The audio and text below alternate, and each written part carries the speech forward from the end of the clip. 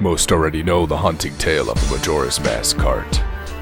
It's on the same level of notoriety as Slenderman or Jeff the Killer, and in some circles even more so. What few people know is that this story continued on and turned into an ARG, or an alternate reality game. From there, more story elements were put into place. Hopefully, after this video, you will have an understanding of what the players encountered during this time. Back in September 2010, a user posting under the name Jadusable purchased a haunted Majora's Mask cart off an equally as haunting old man. He played it, and as time went on, more and more oddities happened. Eventually, this culminated in his finding that a ghost of a dead boy named Ben had infested the cart. This being tormented him, affecting his real life as well as his gameplay. Eventually, the story ended, with the implication that Ben had been sprung free from his prison. This is where the gaming portion of the story began.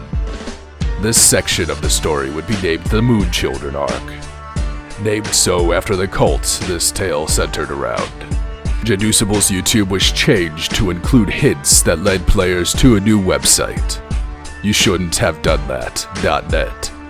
This website was found to be ran by a cult that called themselves the Moon Children, and many theories and messages regarding their beliefs were posted there. From this website, we were introduced to many characters that would go on to become important in the ARG. This would include Ifrit, who seemed to be a moderator of sorts for the website. His real name would be Matt Hubris, Drowned, who is the only known admin for the site. They seem to refer to the players directly, stating you shouldn't be reading this on a comment there. Rosa, the sister of Ifrit. She was alluded to on the very first video on Jadusable's channel, represented by Rosa from Vampire the Masquerade. The prophecies given in this video would wind up appearing as true as time went on. The posts on this website from members of the cult seem to introduce players to the idea of ascension, some kind of state of being they wanted to achieve. They also held in reverence an entity known as the Father, who would be represented by the Happy Mask salesman in Jadusable's haunted cart videos.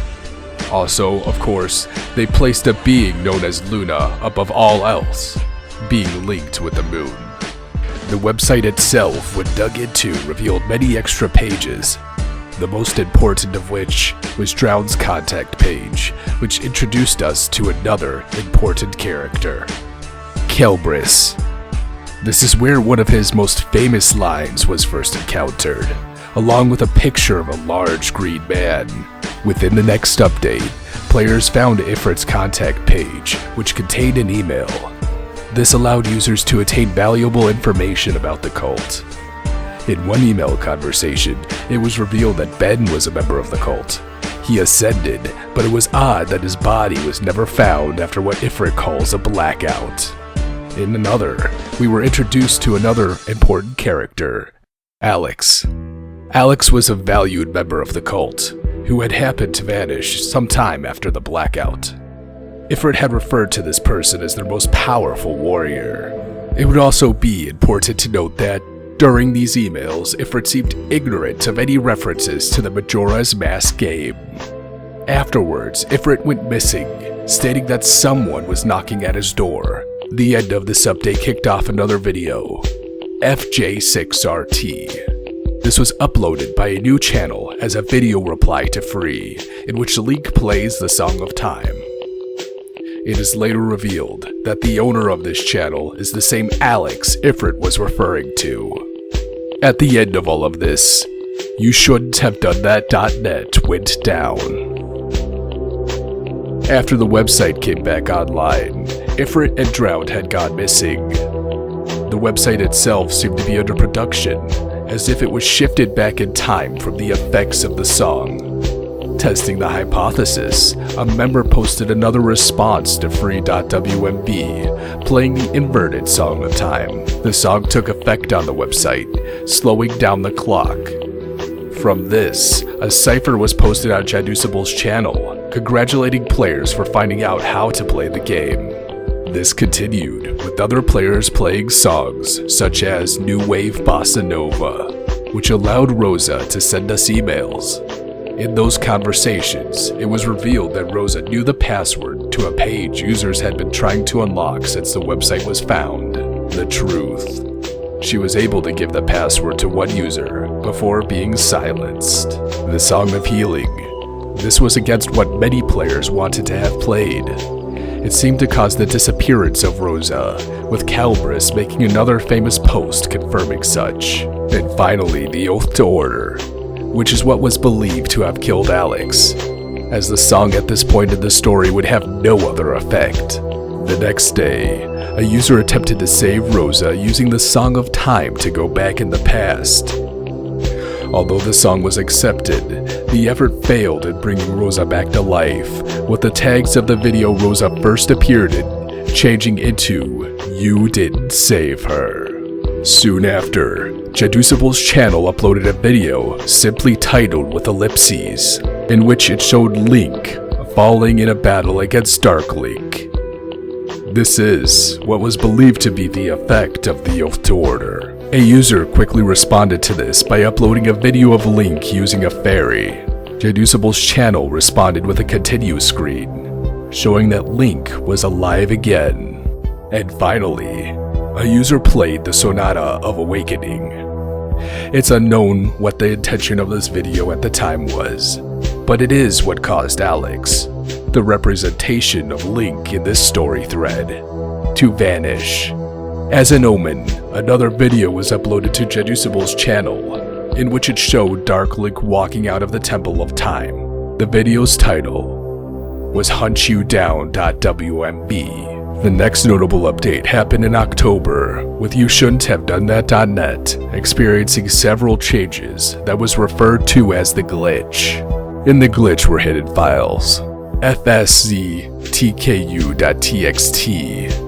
saying that players aren't done playing until the writer says so. The lie.txt, stating that all of this was just a dream. And the truth.txt, stating, wake up. You have to wake up. The glitch update also revealed the existence of over 60 hidden files on the website.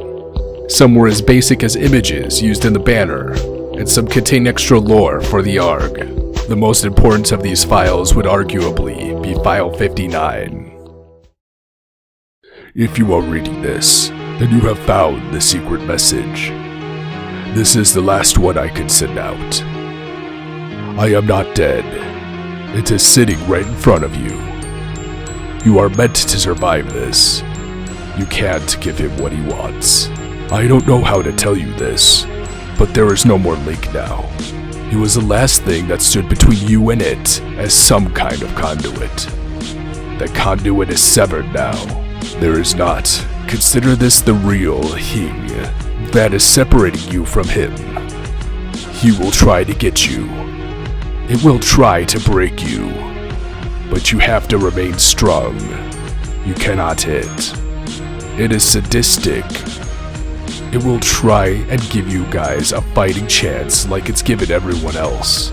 It wants you to try and resist, to try and be fooled into thinking that you have any semblance of free will.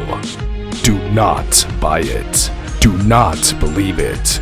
It is always watching, and it will lead you truth.txt into oblivion if you let it. Do not be fooled. If something is too good to be true, be wary. You must use this overconfidence and systematic prediction against it. How? I do not know. That is something that I could not figure out before the end. Even now, it's allowing me to reach you through this message. Your first instinct may be to assume that this message has been tampered with. But then you may not really understand who it really is. It wants to play. It wants a challenge. It has led you to the what are you talking? It is far for a reason. But now you will be given the means to fight back. I say, let its arrogance be its undoing. There is strength in numbers. You no doubt have others who will help collaborate with you. There are those who have left behind clues, subtle enough for it not to realize their significance. They may help you if you can find them. in your brains together, starting with the recent glitch. Compile every bit of evidence you have and share it amongst yourselves, and you may gain the upper hand yet. Do not ever let it use you. It thinks it is in control, yet despite all the omnipotence in the world, there is nothing more dangerous than the illusion of compliance. Ifrit. This message is what got players to rally with a common cause, along with a famous anonymous post titled The Call to Arms. This successfully brought thousands of players of the ARG together, when before people had mainly played through the use of the YouTube comment system. The next significant canon update to the ARG wouldn't happen until February of the next year, in which Jadusable launched a forum for his ARG within Hubris. This helped bring splintered players even closer together, as gears were set into motion for the next large update to the story. The forum had registered users for the canon characters in the ARG, of which Kelbris and Rosa would be of particular note. Jad would later go on to call this website a bastion. Soon after, a forum titled Wayward Horizon appeared, along with a locked subforum titled with 3 question marks. This forum was password protected, and the posters in the forum seemed to be the same mood children that were on You Shouldn't Have Done That.net. Rosa's account would have the location it was set to changed into binary. When decoded, it was translated to Bastion of, implying that Rosa was trapped within the bastion of the forums. It was also implied a word was missing. And after some trial and error, it was found that the phrase would be Bastion of Defense, and that would be the password that would allow everyone to enter the Wayward Horizon. It was host to a few posts from the Mood Children, most in binary. When decoded, it revealed some depressing messages. One talked of how scared they were, crying for their mother. Another said they had no moment to think for themselves. The only post that wasn't in binary was Kelbris's, telling us to get out. After some time, You Shouldn't Have Done That.net went down and would no longer be considered canon for the rest of the ARG. Also in the mail, some users on Within Hubris received a newspaper clipping that seemed to speak of a dead child's family. The first name of these family members is unknown, but the last name would become known as Lawmen. And from there, the story would be continued. It was placed on indefinite hiatus as its creator, Jadusable, set out to finish college and work on a passion project. Methods of Revolution. That is, it wouldn't continue until now.